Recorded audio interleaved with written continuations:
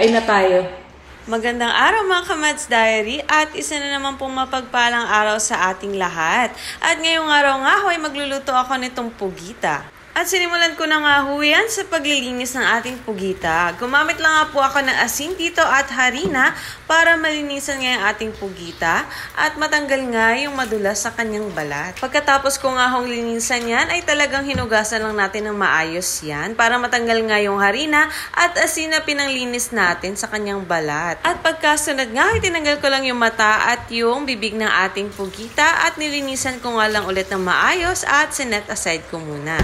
At pagkasunod nga po ay pinipare ko na yung ating mga gulay. Ayan. Pinipare ko nga po agad yan dahil nga po hindi natin pwedeng ma-overcook yung ating pugita.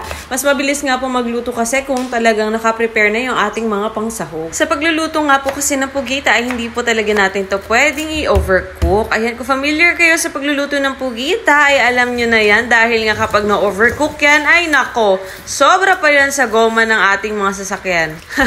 Kaya mga ka-diary, wag niyo pong i-overcook kapag magluluto kayo ng pugita. Kaya sinimulan ko na nga to sa pagpapakulo ng ating tubig na merong tanglad, sibuyas, laurel at luya. Kulaan lang nga po natin ng ilang minuto para mawala yung lansa at mas lumambot nga yung laman. Kasunod nga mga Kamads Diary ay hinalo-halo ko na nga yung ating mga pampalasa. Para nga mamaya ay mas mabilis na nating maihahalo ito sa ating pugita. At makalipas nga ng ilang minuto mga Kamads Diary ay luto na nga yung ating pugita kaya hinango ko na nga yan. Pagkahango ko nga mga Kamads Diary ay chinek ko na nga kung gaano nakalambot itong ating pugita. At nung okay na nga para sa akin ay sinimulan ko na nga itong i-chop para nga ma-start na natin itong gisahin. Kaya na nga palang bahala mga ka-diary kung paano nyo nga hihiwain yung inyong pugita. Kaya na pong bahala mga ka-diary kung anong style nga ang inyong gusto. Tara na, umpisahan na nga natin itong gisahin mga ka-diary. Nagsimulan ako sibuyas, bawang at pagkasunod nilagay ko na itong ating luya pampabango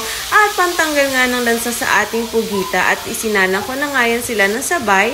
Gisahin nyo lang at lagyan nyo ng sili, takpan ng ilang minuto. Nung okay na nga yung ating pugita ay hinalo ko na nga yung mga gulay na prepare natin kanina. Halu-haluin nyo lang yan mga ka-diary at pagkasunod nga inilagay ko na itong ating prepare na sauce. Takpan nyo lang yan ng ilang minuto mga ka-diary at gisahin nyo lang ng maayos. At pagkalipas nga ng ilang minuto ay ito na nga yung ating pugita. Nako, napakasarap. Pati nga yung pusa ko ay napapamiyaw na at nagugutom na. Kaya tara na, sandok na kayo ng kanin at chibugan na. Kain na tayo mga ka-diary. Sarap nito. Chibog na chibog. Sarap. Kain tayo mga ka-diary. Subo. Ang lambot.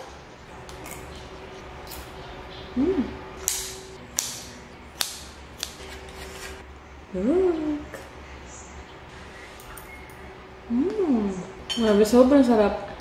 Habang lambot, nakaubos talaga ito ng isang kaldero.